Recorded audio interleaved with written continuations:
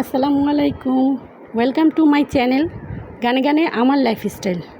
তো আশা করছি আপনারা সবাই ভালো আছেন, আমিও ভালো আছি। তো সকাল থেকেই আমার ব্লগটা শুরু করলাম। সকালেই নাস্তা বানালাম, একটু পরোটা বানালাম। আজকে একটু স্পেশাল, আপনারা এভাবে ট্রাই করে দেখবেন, আশা করি ভালো লাগবে। তো যাই হোক, এখন আমি পরোটাটা বেলে নিতেছি, তারপরে পরোটাটা ভেজে নিব। আর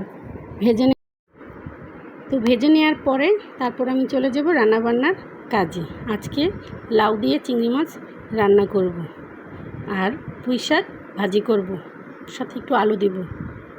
তো পরোটাটা ভেজে নিলাম, তারপর চা খেয়ে নিব আর কি। আপনাদের ভাইয়া চলে যাবে, তাকে এই তো চা দিয়ে দিলাম।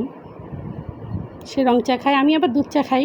তো আমি আমার মতো চা খেয়ে নিলাম, নাস্তা শেষ করলাম। তো তারপর আসলাম কাজে, পাতিলটা ধুয়ে নিলাম, গতকালকে মাংস রান্না করেছিলাম। তো তারপর পুঁই শাক কাটাকাটি করে ধুয়ে নিলাম। চিংড়ি মাছ দিয়ে লাউ রান্না করব, তো পুঁই শাকটা ধুয়ে নিলাম। ধুয়ে নিয়ে আসতে পাশে রেখে দিলাম সুন্দরভাবে পানি ঝরানোর জন্য। তো শাকগুলো ভালোভাবে আমি ধুয়ে নিচ্ছি যাতে বালু না থাকে। অনেক সময় শাক ভালোভাবে না ধুলে তার সাথে বালু থাকে, তো এই জন্য আমি ভালোভাবে শাকটা ধুয়ে নিতেছি যাতে বালুগুলো সব চলে যায়।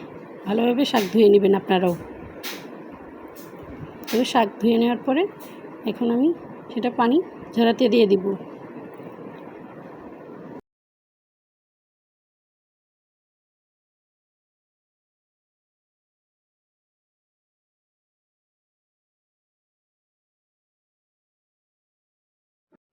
তো শাক ধোয়ার পরে লাউ কাটাকাটিতে চলে গেলাম।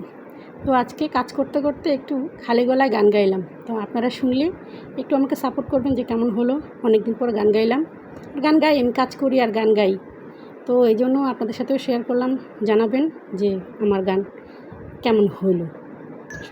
কেন সেদিন তোকে কাছে না পাই, কেন সেদিন তোকে চোখে হারাবার, কি উপায় ভোলা যায় ওরে বন্ধু আমার, রে মনদাসে একা ফেলে পালালি কোথায়, ও রে পরবাসে ওরে বন্ধু আমার ফিরে আয়। তো কেমন লাগলো আপনাদের কাছে আমার গান? তো কমেন্ট করে আমাকে জানাবেন, তাহলে এভাবে ব্লগের মাঝে মাঝে আপনাদেরকে একটু গান শোনাতে পারবো। তো তারপর আমি পেঁয়াজ কাটাকাটি করলাম, লাউ তরকারি বসাবো। এখানে রসুন কেটে নিচ্ছি, পুঁই শাকটা ভাজি করব তার জন্য। তো আজকে কিন্তু ছুরি দিয়ে কাটাকাটি করলাম। তো যাই হোক, পেঁয়াজগুলো কেটে নিই একে একে। সবগুলো পেঁয়াজ আমি এভাবে কেটে নিব। কেটে নেওয়ার পরে কাঁচামরিচগুলো কেটে নিচ্ছি। তো সবগুলো কাঁচামরিচ আমার কাটা হয়ে গেল।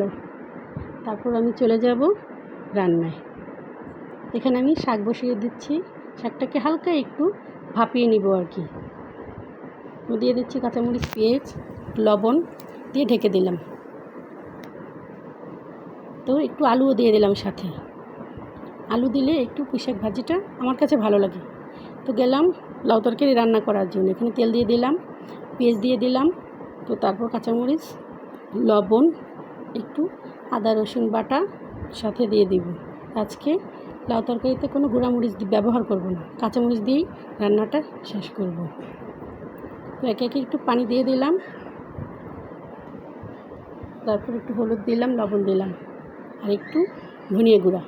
চিংড়ি মাছগুলো দিয়ে দিলাম, একটু নেড়ে চেড়ে কষিয়ে নেব। তো তারপর লাউগুলো দিয়ে দিলাম, লাউগুলো একটু ভালোভাবে কষিয়ে নেব সুন্দর করে। তারপর ঢাকনা দিয়ে ঢেকে রাখবো। তো চলে গেলাম এবার পুঁই শাকটা ভাজি করার জন্য। তো এখানে আমি 2-3টা শুকনো মরিচ দিয়ে দিচ্ছি। শুকনো মরিচটা একটু নেড়ে চেড়ে ভেজে নেব। তো ভেজে নেওয়ার পরে তারপর আমি পেঁয়াজ রসুন এগুলো দিয়ে দিলাম। তো এগুলোকে লাল লাল করে ভেজে নেব। লাল লাল করে ভেজে নেওয়ার পরে শাকগুলোকে ঢেলে এখানে দিয়ে দিব। তো তারপর নেড়ে চেড়ে শাকগুলোকে ভালোভাবে রান্না করে নিলাম আর কি। তো তারপর আবার লাউটাকে দেখে নেব। তো নেড়ে চেড়ে ভালোভাবে দেখব সিদ্ধ হয়েছে কি না, না আর একটু বাকি আছে, তো আবার ঢেকে দিলাম। কিছুক্ষণ পরপর আমি নেড়ে দিতেছি যাতে নিচে লেগে না যায়, তারপর পানি দিয়ে দিলাম। তো এই তো আমার লাউ রান্না শেষ। তো আমার ভিডিওটি আপনাদের কাছে কেমন লাগলো কমেন্ট করে জানাবেন। বিকেলে একটু নাস্তা করেছিলাম, স্যান্ডউইচ বানিয়েছিলাম। তো একটু পরে স্যান্ডউইচ বানিয়ে নিলাম আর কি। আমার বোনেরা আসলো, ওরা আবার আমার স্যান্ডউইচটা খুব পছন্দ করে, বললো যে আপু আবার আমরা সেই স্যান্ডউইচটা খেতে চাই। তো ওদেরকে বানিয়ে খাওয়ালাম, বিকেলে নাস্তা এটা করলাম।